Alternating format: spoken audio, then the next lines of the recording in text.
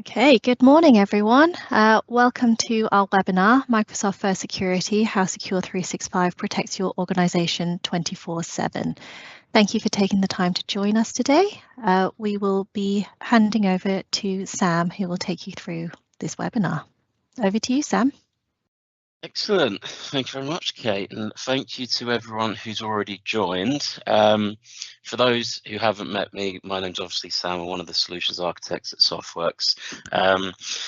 Today's webinar is going to be on the secure365 offering from Softwerx, which is based around the Microsoft 365 security stack and Microsoft Sentinel SIEM solution. Quick agenda. Usual kind of process, we'll just kind of run through a little bit of an overview of what Secure365 is, some of the key differences between our MDR solution to other organizations, but we'll spend most of this webinar looking under the hood, how things connect, log ingestion, analytic rules, and get into a little bit more of the technical. And at the end, we will do a brief Q&A if there is any questions. However, if there's not, feel free to reach out at any point.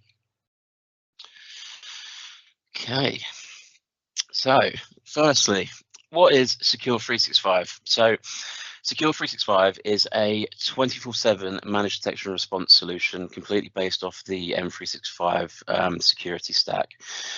Now, an MDR solution is an MDR solution. It is about managing, detecting, and responding.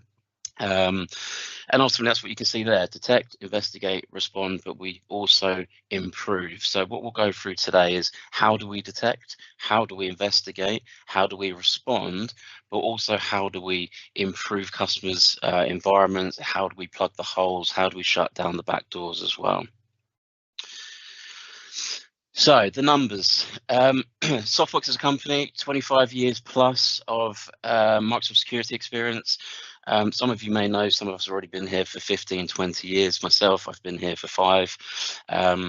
So we've seen and grown with the Microsoft security industry since it began, and it's developed a lot significantly over the past 5 to 10 years in particular. So you're in good hands there. We've got a 24/7 UK-based eyes-on expert SecOps team. Now, when we say eyes-on, we mean true eyes-on. So no matter the time of the day, the date, the year, the month, whenever, there is always someone or multiple people looking at all of the incidents and alerts that are being generated for all of our customers. Some MDR solutions, they will say it's 24/7 eyes on, but what they actually mean by eyes on is that someone will wake up at 4 in the morning if an alert generates. The difference is with our solution is that there are always people awake on shift patterns looking at it. Just another quick bit on that, you'll see the term there, expert SecOps team. Now, expert isn't just a marketing term for the SecOps team. The SecOps team themselves, all of them have to have a minimum of 4 to 5 years experience within the analyst space of cybersecurity in Microsoft. And there's also a minimal viable product of certifications that they have to have as well. So you'll see a little bit later on as we go through this, how the SecOps team really works, how do we meet SLAs, and how that really works from an operational side as well. The next 3 here, the blue, turquoise and orange. So you've got 22.1 million average number of signals monitored per hour. Again, that's just at the time of this webinar. Tomorrow, that could be 25 million. That number will only ever go up. We've almost hit the million average number of incidents monitored per month. So we're at 994,000 at the moment. So again, that number's only ever going to go up as people bring on more products, more solutions, more infrastructure, and more servers. It's only ever going to grow. Now, what you'll see here, the next 2, high incidents and mean time to respond. So processing 6,000 high incidents a month. Now, what those high incidents are is the impact to the business if that attack was successful. Ransomware, malware spreading, backups being deleted, servers, applications coming down. So it's really important that we get to those as quickly as we can. And we'll touch on a little bit more around the SLAs, but also how we get to those. And then lastly, we've got the 4.7 minutes mean time to respond. Now, that number is incredibly low, considering the fact that that will take into account informational and low incidents that are created. An informational alert will be something that is not necessarily a threat. It is just a change in something that is expected to be made. So it doesn't necessarily need that immediate triage time effectively. That being said, that's where you then come into your high incidents, where you want to get on that as quickly as possible, because that is effectively what could potentially take down your business. So in a summary of that, 4.7 minutes is a very low time considering the average across the board there. Like I say, we'll touch on those in a little bit more detail as well. So MDR operation, this is quite a useful slide to kind of break the ice with this webinar. So what you'll see on the bottom half of the screen, if you start from the bottom right hand side, you've got the Microsoft Defender XDR stack. So that's your Defender for Identity, for your on-prem Active Directory, Kerberos, all of that good stuff. Entra ID protection, Defender for Endpoint, Defender for Office, and Defender for Cloud apps for your endpoint of mail filter and your SaaS-based applications. You've also got Defender for Cloud as well. So if any of you got infrastructure in Azure, for example, you'll know that you've got Defender for Cloud for servers, VMs, containers, SQLs, IoTs, network traffic, all of that good stuff as well. So what's the purpose of that? Well, we get as a SecOps service a lot of incidents, alerts, and real-time information from that Microsoft stack alone. And largely that Microsoft stack is going to cover off majority of the infrastructure. So you'll see that that line follows up directly into the SecOps team. And that's because the SecOps team will use the real-time information, the incidents and alerts, to triage and understand exactly what's happened, when did it happen, what assets are involved, what identities are involved, and is there a cause for response, remediation, containment, etc. However, you'll also see that the Microsoft Defender XDR flows into that left box there, which is Microsoft Sentinel. Now, Microsoft Sentinel is where we have the machine learning, we have the analytic rules, and we have all of the behavioral analytics, and ultimately this all automation. So we will still be ingesting log information into Sentinel, not just for Defender XDR, for other areas as well, which we'll also demonstrate as well.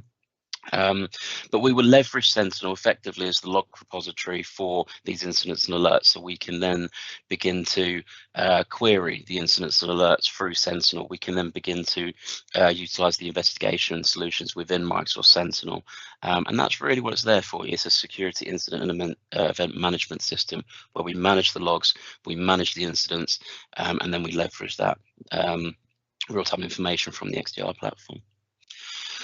So like I said, in that top right, on the top level of this screen, you can see people and processes. So obviously we've got the analysts and we've got the hunters on the top right, and that's where our teams sit.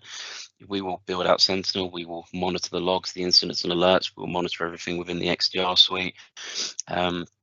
But what we will also do is we will tune and manage the infrastructure that your organization will be built on. So Sentinel is a SIEM solution. We can also assist with things like your security baselines for Defender, etc. What we will do in this webinar is also touch on just a little bit about how we can tune analytic rules, how we can add to the existing threat intelligence databases as well. But then lastly, on that left-hand side is where we've got the InfoSec and IT teams, the device and user management, yourselves as customers, IT members of staff. And that's where we've got the organizational knowledge, the user guidance, remedial actions. Now, what I personally like with this green box here is that all of our customers, the longer they stay, luckily no one's left, but the longer they stay, the more you build that relationship and you build the understanding of their environment. And one thing we will look at is our quarterly secure365 reviews, where we will sit down with a report and advise the customers, our IT contacts, and say, there's a back door here, here's your top incident, we can do this better. And it's really just a good touch base to give that level of information back down into organizations. So why is Secure365 different? So the very first one is it's secure. Now, the reason why Secure365 is secure is because we explicitly do not take data out of your environment.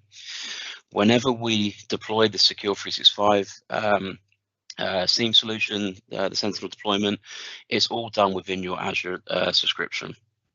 That includes all of your analytic rules, any of your logic apps, function apps. The entire solution is all done within your environment. What we'll also look at is how do we actually connect to your environment, and if it's all built within yours, we need to securely access it. Now, the reason why we don't take your data is, one, because it poses a risk. We don't want to be liable for having your data in our environment. There's also a risk if we are expediting data out of your environment into ours. What would happen if that organization had an issue? It also really does help with data residency, GDPR solutions. If you're in the US, in the UK, Jersey, there's various different data governance and compliance processes that everyone will have to abide by. So keep the data where it is, because that's effectively where it should be. The next one is it's transparent. The Secure365 design is going to be in your environment. So whether we like it or not, you are going to be able to see everything. And that's important, because if we are the company that are protecting you, you should be able to see exactly how quickly we get into incidents. Why have we closed it with this reason for closing? SLA times, are they being met? So it's entirely transparent to you at all times. And then number 3, you've got full control. Because it's secure and transparent and built in your environment, you've got full control. We will have guest access into your environment. We will have access over Azure Lighthouse into your environment. And that's all down to you being able to control it and remove us from the environment. You can delete our guest accounts, you can block our guest accounts, you can remove the service trust. So you are always in control. We are effectively just, managing the environment from afar. Now, number 4 is non-proprietary. So Secure365 is not a cookie cutter solution. There is obviously a minimal viable product that we need to be able to manage your infrastructure effectively and to keep it secure. But what we will do is we will look at your environment and decide with you, what is it that we actually need to do here? So, for example, a business premium customer, if you took 5 business premium customers, effectively, they're all going to have the same Microsoft 365 stack. They're all going to have largely the exact same solutions in place if they're just a Microsoft customer. However, each and every one of those customers are going to be different in one way or another. They might have slightly different configurations. They may have different data access controls. They may have different data residency. So it's really important that we make sure that the solution fits not just for us, but also for you. And that will come out in the onboarding process. It's affordable. It's based off your Microsoft licensing, Business Premium. You've now obviously got the Defender add-on suite for Business Premium, and you've got the enterprise licenses as well. So it's fully based off of that. You pay for the log ingestion, and then obviously your seat count, which you can speak to your appropriate account manager for as well for pricing. And lastly, it's future-proof. It's built off of Microsoft. They invest, tens of billions now into Microsoft security, so it can't get much better than that in terms of future-proofing. They're always going to be either at the forefront of the curve, or they're going to be well and truly on their way with whatever they do. So SLAs. SLAs are obviously important because we need to make sure that we are delivering our service within the appropriate time. So you can see here, highs 15 minutes, mediums hours, 1 hour, low 8 hours, and informational 16 hours. So those are the numbers on the contracts, but 9 times out of 10 they are much lower. But the key point here is that we do have the SLAs in place, and if an SLA is breached, then that conversation is there to be had with the SOC team and the appropriate account manager as well to discuss why and if that would ever happen, and ultimately what's the repercussions for that. Luckily, again, that's never happened. So what else did the team do? So Secure365 is not just a typical Sentinel deployment as an MDR. It's not, like I say, not just an out of the box. So what we do differently as well is analytic rules. So we can create custom analytic rules. These can be analytic rules that we think are useful as a SecOps team, or they could be analytic rules that you have requested through the use of something like, I have an application that I'm concerned about, it's got a lot of company data in, can you create an analytic rule to specifically query when certain IP addresses or domains come near that environment. What we are doing at the moment is building out a rather large catalogue of our own analytic rules, which we will also push into our customers' environments as well as the Microsoft ones as well. You've got the threat hunting. So if we need to, all of the analysts are able to use the KQL query language to threat hunt and effectively use a coding language to understand exactly what's happening at a device level if needed.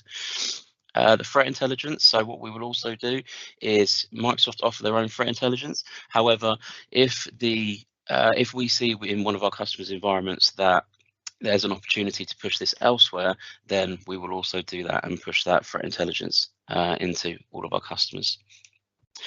Bespoke log collection. So this is effectively us being able to deploy log collectors if, for example, your firewall doesn't allow native Sentinel connectors in there. So we can do that as well as build things out like logic apps, which is effectively just API calls to applications that expose APIs for syslog collection. SOAR orchestration. So again, we can build out playbooks, which are effectively just automated triaging and closure processes within the system. That helps reduce noise. That helps keep true positives to true positives and reduces false positives. Automated ticketing. We'll touch on this a little bit as well. So automated ticketing is all of the incidents and alerts and resolutions.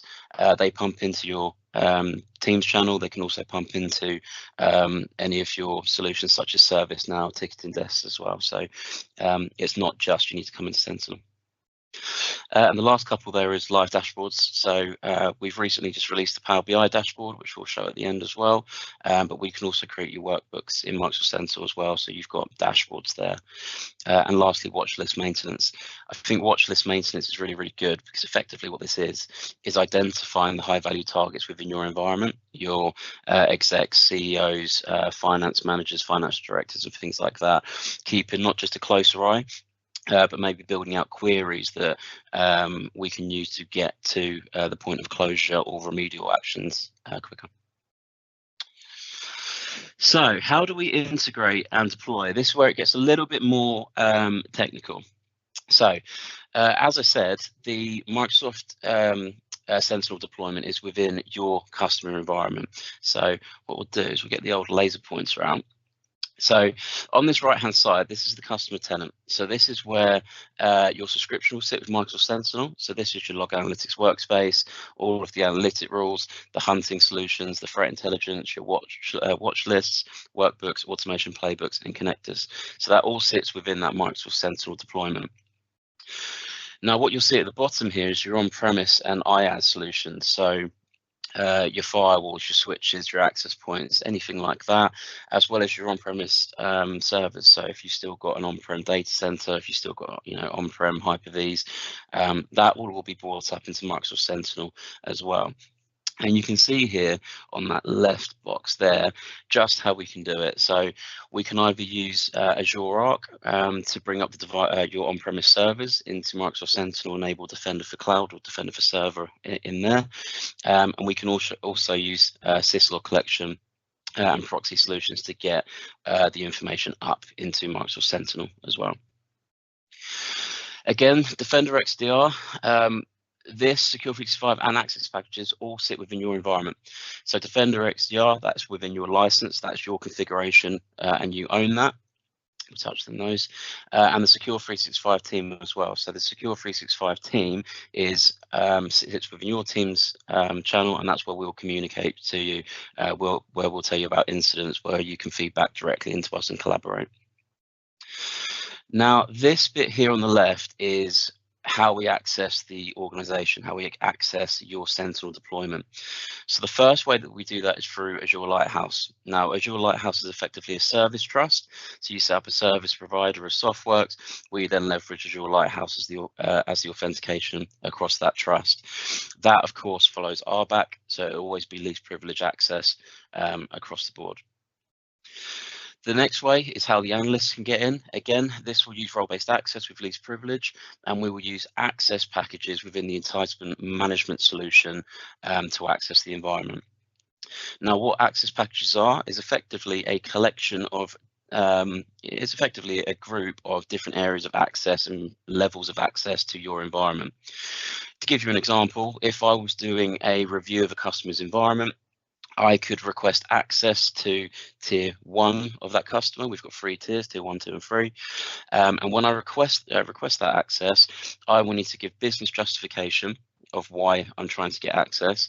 I will need to use 2-factor authentication to my Microsoft Authenticator app, and it will need to be approved by one of the team leaders. So there's effectively three layers that I actually need to go through to get into your environment. Now, with those access packages as well, there's frequent reviews. So obviously, if I was to leave the business, or one of the analysts was to leave the business, we would immediately revoke their access to all of our customers. Those access packages also go through, I believe it's monthly or every 6 months, we go through access reviews. So does this person still need access? Can we remove their access? Things like that. So it's secure.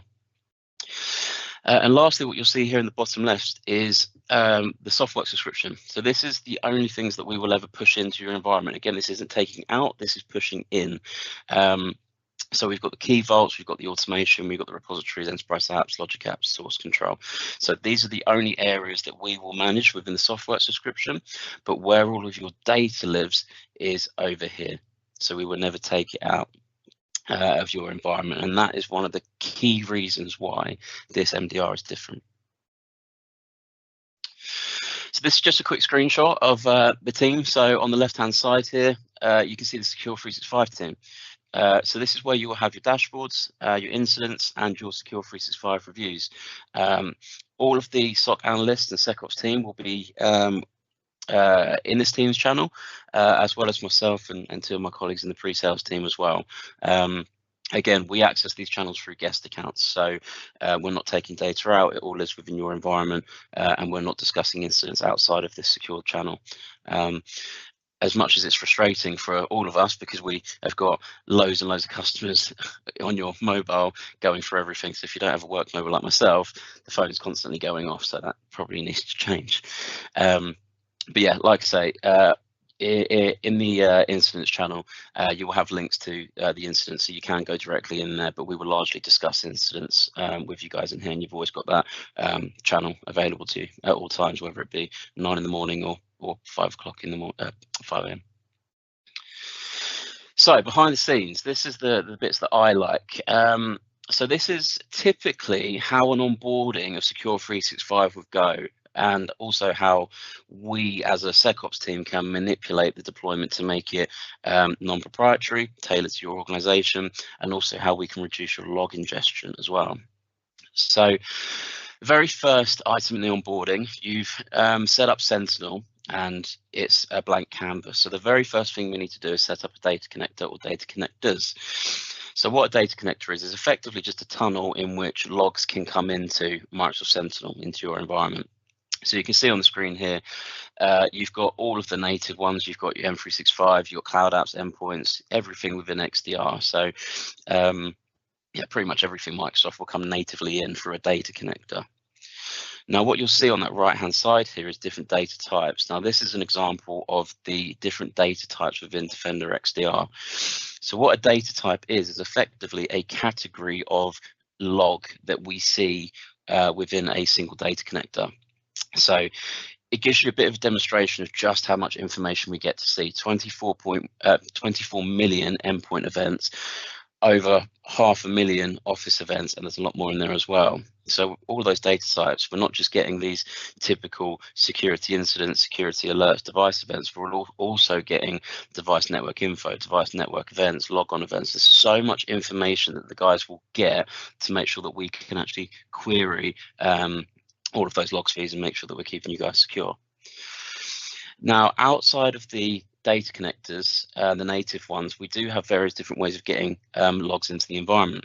So the first way of doing that is over API. So if you've got a application, system or service which has got exposed APIs which can send the log data over, we can build that in through the use of logic apps. I think it's primarily used, maybe function apps as well, and that will pull the data into the environment into storage accounts. Again, that will all be secured down, if possible, with private links, private endpoints, managed identity service principles, and all of that. If that's not possible for the likes of something like Zscaler, your firewalls, your network stack, we can deploy a log collector in your Azure environment, which is effectively just a small little Linux virtual machine, which will collate all the logs as a proxy solution effectively, and then bring those into Sentinel as well. I often get asked, can it bring in AWS? Yes, natively it can bring in AWS, the S3 buckets and everything like that. So yes, that is possible. I'm yet to see a system or service that we haven't been able to bring in either through log collection APIs or natively. So that is fine.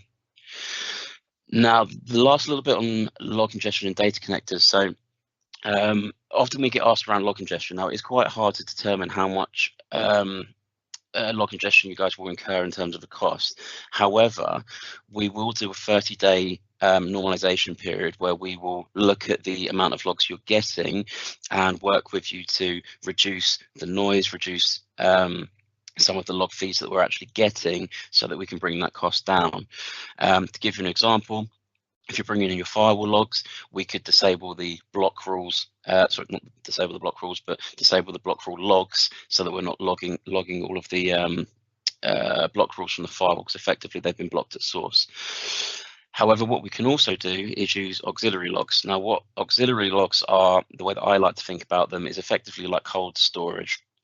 They're cheaper to store, but they're more expensive to query, and you're slightly limited to the amount of log information that you can query or the types of queries you can run. However, it is really useful for things like firewall logging, auditing purposes, and things like that. Like I say, there's an onboarding process, and it's really smart what a lot of the team do. But one of the SecOps managers, we will often manipulate the analytic rules. So we will reduce the noise in the analytic rules. For example, if you're using something like Duo, you'll see that we can remove the authentication for SMS out of the log feed. So we're reducing the amount of noise within that if you guys primarily use Duo. So there's loads we can do from a log ingestion aspect. So analytic rules. So once you've got your data connectors set up, you're effectively going to have a load of logs coming into these data connectors, and we need to do something about it. So the next thing that we'll need to do is set up the analytic rules. Now, what the analytic rules are is a catalog of rules written in the KQL query language, which you can see here, which are effectively using the MITRE tactics and the threat intelligence database to look at potential impacts. So you've got initial access, persistent access, execution, privilege, escalation, all of those MITRE frameworks, but they'll also leverage the threat intelligence database as well. Now, as I mentioned earlier, we can create custom analytic rules, and we do. We will update them as well.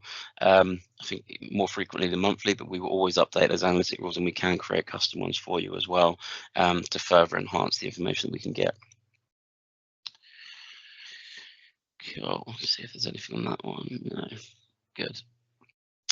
So what you can see here is just a really quick example of how we can edit an existing rule, which I thought was good to show. So effectively, with those analytic rules, they're written in KQL. They're looking for certain activity, certain IPs, domains, all of that good stuff. But it can be noisy, especially if you've got rules overlapping a little bit, if you've got multiple solutions doing the same thing. So we can edit those in there. We can simulate them as well, so we can make sure they're right before we push them out. Now, in terms of the threat intelligence database is there, 2.6 million indicators or IOCs, and what we're looking for there is just bad IP addresses, domain, file hashes, all of that good stuff. And the real point here to make is that we will also push our own threat intelligence into this database as well, with our own database for you as well. So incident generation. So let's say, for example, your data connectors are set up, your analytic rules are set up, your Teams channel's ready to go, and we're at the point of going live with the solution. You're going to start getting incidents coming into Sentinel, which we are going to respond to. So you can see here, we've got a multi-stage incident involving persistent and credential access to multiple endpoints. So, a rather beefy incident. Now what you see on the top left is we have a severity, low, medium and highs. We've got our status and we've got our owners. What you can see within the owner is everyone who's involved with that incident, whether it be from Softwerx side or it could be from your side. You'll get a reason for closing. So this one here is suspicious but expected. And what we will always do, and I also find this as a bit of a differential, is we will always give you, the SecOps team will always give you a detailed reason for closing. So for example, what was the host name? Was it a compliant device? Was it coming from a Zscaler IP? Has the user recently escalated privileges? We will always give you a reason of how we got to the goal of saying, yes, suspicious but expected, and I've closed it. And I think that's really, really useful. Often what you can get from an MDR is been closed, don't worry about it. You should have the right to be able to look and know if you want to. You can see here in the bottom left, 5.8 thousand events in this, which created 2 alerts. We can see the entities involved. So again, host names, MAC addresses, file hashes, user accounts. We can see this here a little bit more. So we can immediately get a high level view of what assets are involved, what were the alerts that were involved, have we seen similar incidents, and what are the overall events if we came into here as well. So Sentinel is really there to give us that quick bird's eye view of, okay, what's going on, and having a look at it from that, you know, a bit of a bird's eye view. And that comes into this section here within investigation. So within Sentinel, you can get a really good view of exactly the size of the incident that's occurred. Now, the reason why that's good is because, as you'll see in Defender later, the real-time information is really, really good, but we need to understand immediately what is the scale of this attack. And you can see here all of the different alerts that have been generated to do with these user accounts, these entities. And it's really useful for the guys just to get an idea of, okay, this is a large-scale incident, there's a lot of alerts, you know, it gives them that chance to kind of fight it effectively. Now, what's also useful on this right-hand side is that the guys can then start to look at the individual alerts in more detail as well. So they can start to look at the queries, they can start to look at the responses from the queries and things like that. Now, let's just say, for example, this was looking like a true positive attack, or, you know, we were going through the triage steps. The guys can begin to do that threat hunting aspect, which you saw earlier on. The guys can then start to use KQL to start to query devices, user accounts. We need to get more information around this process, this build process. So again, it takes it to that next step. We're not just relying on Defender, we're not just relying on native incidents and alerts. We've got the capabilities in-house to triage these with true KQL as we need. And again, these aren't built-in queries, these are the guys writing these on the fly. It's impressive stuff. I haven't learned it myself. I much prefer PowerShell. But you know, it's a little bit like SQL, to be fair. But as you can see here, just a really high level query. What we're doing here is looking for the build parent process and the sub processes and the device names that have executed those processes as well. So really useful just to get that high level overview of, okay, I need to know about the parent process and need to see what devices ran, because as you saw earlier in that previous slide, there was a lot of alerts and there are a lot of entities, meaning have all of these devices ran the same process? If so, is this a malware spread and we need to isolate devices? So you know, it takes an MDR team from, you know, level 5 to you know, level 10 effectively. Now, outside of Sentinel, we can come into that Defender XDR suite, which will give us that real-time data. So Sentinel's obviously given us the ability to query, it's given us the ability to look into the logs that have been generated, but what the XDR platform will do is give us that real-time information.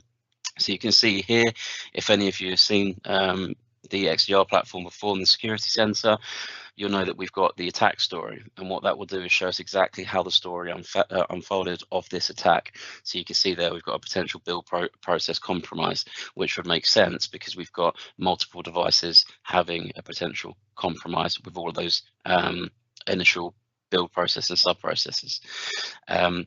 And then again here, you can see the next alert that unfolded was user signed into an Adobe from an untrusted location. So you can begin to see in real time exactly what's going on, and we can start to then move into that attack story in more detail. Now here within this alert, it's just an easier one, so it's malware detection. So if we need to come into that alert within the attack story, we can begin to see exactly what time did this happen and how did it happen. What you'll be able to see here, if we've got PowerShell execution, you can come down into registry level.dol. There's loads of information that we get in real time, and it's really crucial to be able to understand exactly how it happened, when it happened, and ultimately what happened on that device in relation to this incident anyway. What you'll also see on the right hand side is just a little bit more information as well around that incident or alert. You can see here you've got the category you've got assigned to as well, and the alert ID. So Sentinel and Security Center, for those that don't know, effectively are being merged together, if not already merged together. So you will start to see a lot more Sentinel pop up into the XDR platform, and eventually Sentinel will just be a underlying backend infrastructure solution effectively from Microsoft. Now, let's say, for example, we determined that this was a true positive malware was detected, Defender or the existing antivirus has missed it, but we found it. We can then come in and isolate the device. Now, that is as far as we will go. We will isolate devices, we will isolate user accounts, we will collect investigation packages. When we isolate a device, it will drop that device off of the network and still allow us to communicate to the device over the Open Defender ports. However, it won't allow malware to spread, for example, from one machine to another. In the event of us isolating a device, we will pick the phone up to you. If it's a P1, we will pick the phone up to you, whether it be 3 in the morning, 4 in the morning, 5 in the morning. And the way that we'll work is ask you for forgiveness in the morning.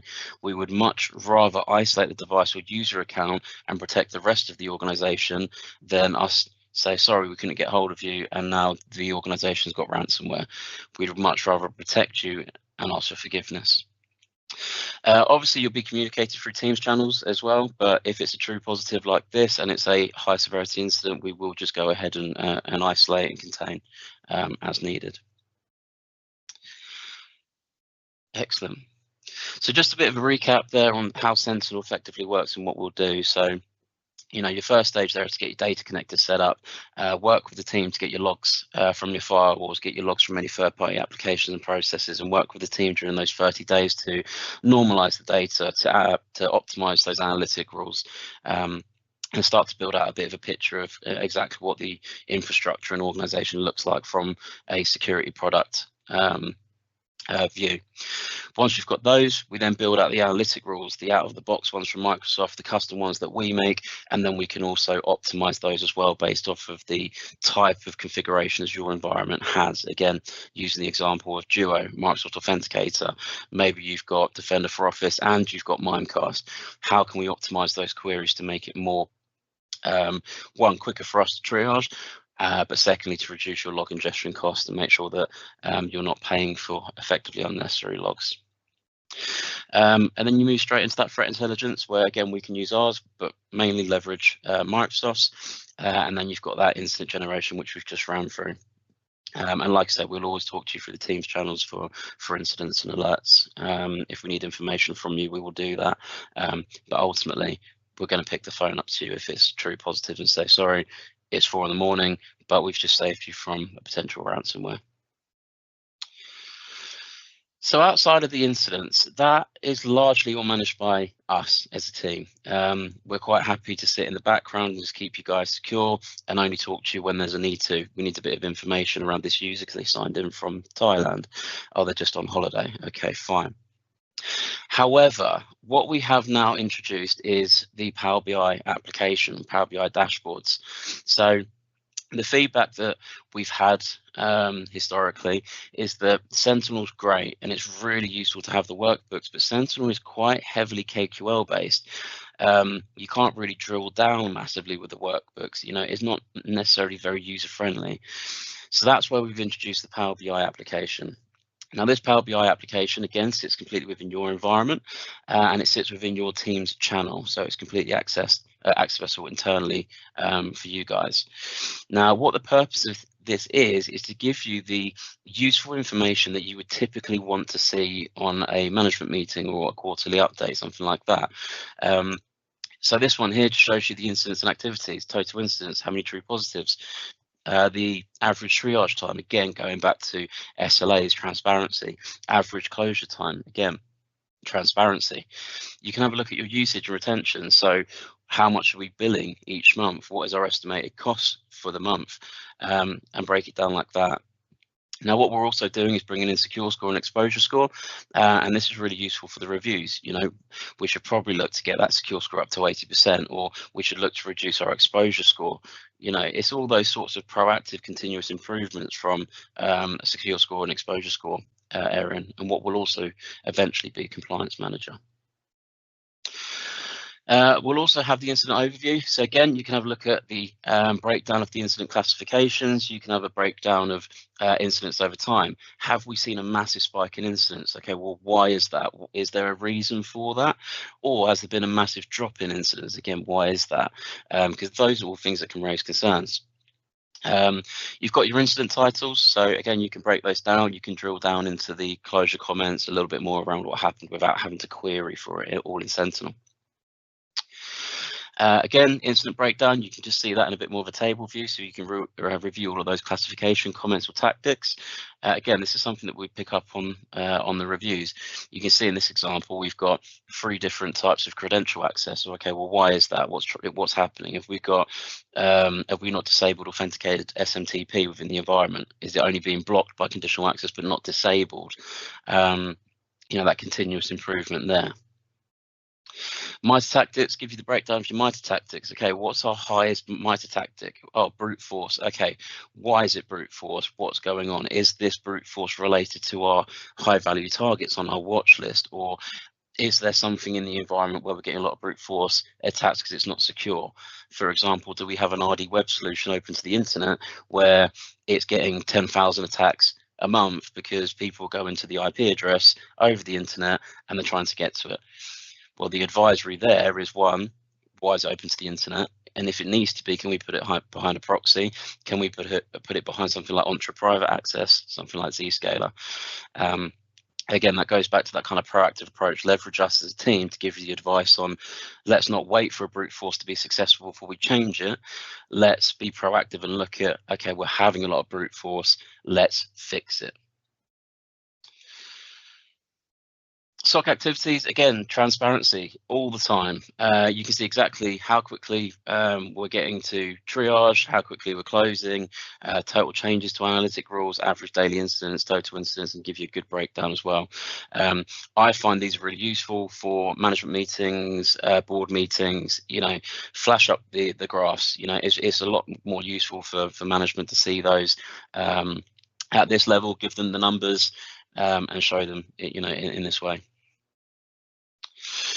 And the last couple of bits here is usage breakdown. So you can always keep an eye on your usage. I find this is really, really useful because in Sentinel, it can often be a little bit more difficult to see, you know, how much am I spending on log ingestion and what is it that's costing me a lot of money. Storage blob logs, for example, why are they high? Oh, is it because we're doing GRS replication on our backups and we're logging the backup process between Azure backup and the 2 storage accounts? A good example of this we've had with a customer before is the FS logics within the AVDs. Organization acquired a business and everyone got a new FS Logic user profile, and the storage file logs went through the roof because Azure Files is where the FS Logics were hosted. So we said, let's turn that off before you do that so we can save you the log ingestion. So again, leverage us for the kind of knowledge of all of that as well. Then you've got your retention breakdown. Again, this is useful just to see what is my retention cost, what am I retaining for X amount of time. I think we've got a minimum of 90-day retention that we require. Some businesses like to have more, particular with your firewalls. Some people like to have their firewall logs for 6 months in auxiliary logs so that they can be accessed in the need to get to it. Again, completely flexible in terms of retention, as long as it's 90 days or above. And the last couple here, so cloud apps, again, this is just another use of the capabilities that we have. It's bringing through your Defender for Cloud apps if you've got that deployed, making that a little bit more fruitful, showing your app categories, more graphs, more charts, and breaking that down effectively. What we're trying to do here is just make it so you've got that single pane of glass, because we know what it's like with Microsoft. You could have 6 tabs open at one point. And then lastly, you've got your dormant accounts. So one feedback that we got from customers is that when they do ISO or they do Cyber Essentials, they always struggle to view how many user accounts have got disabled accounts, and if they've got any enabled. So what we did is we created a workbook and now published it within here, so that users can just come in and see it. You can see the last user sign in. What did they sign in? Was it non-interactive or interactive? So again, it's just bringing more to the table with all the data that we have. Now, the last one, this is just a quick few screenshots from some of the reports to give you an idea of what they're like. Whenever we do the secure365 reviews, what we're looking for is the measurements and monitoring. So your log ingestion per day, log ingestion per device, per solution, and log type. And effectively, what we're looking for is any decrease in logs, any increases in logs, because effectively that means there could be a problem, or maybe we need to bring in a bit more optimization. And that's across the same with devices, solution, and log types. We'll go through the top 5 incident titles. Again, this is also to be proactive. So we can see we've got a lot of email going on here. Okay, well, does that maybe we need to tighten up our Defender for Office configuration? Or does that mean that actually we're getting a lot of spam coming in? You know, do we need to do something about that? So top incidents are good to have a look at what's going on, but also how can we be more proactive and preventative? And lastly, your analytic rule updates. So what you'll see here is we'll give you a list of all of the analytic rules that have been updated and what they do. This is really, really useful for ISO 27001, I believe, because it will go to your process of quality and continuous improvement to show you that the analytic rules are being updated. They're being not just updated, but they're being created, new ones coming in as new threats emerge. Recap. So in terms of the recap for secure365, it's an MDR solution. It's all about detection, investigation, responding, and improving the service. The difference is it's open, it's transparent, and it's secure by design at all times. We don't take the data, we access it securely through service trust or through access packages with reviews, MFA, business justification. It's a 24/7 UK-based team with true eyes on at all times. We will leverage your existing Microsoft 365 subscriptions, and there is a simplified Microsoft Teams experience, so you don't need to be coming out of your typical Microsoft stack into different portals, into into Edge browsers and things like that. I think that is about it. If there's any questions, Kate, I think you might have them. If there's not, do let us know. If I don't know the answer to the questions as well, we can always pass that on to the SOC team who manage it more from a back-end approach. Thank you so much, Sam. It's really insightful stuff, and much appreciated for you taking the time to take us through all of this. There aren't currently any Q&As at the moment, so if no one else has any questions that they're typing at the moment, I think we can wrap up and give you guys some time back in your day.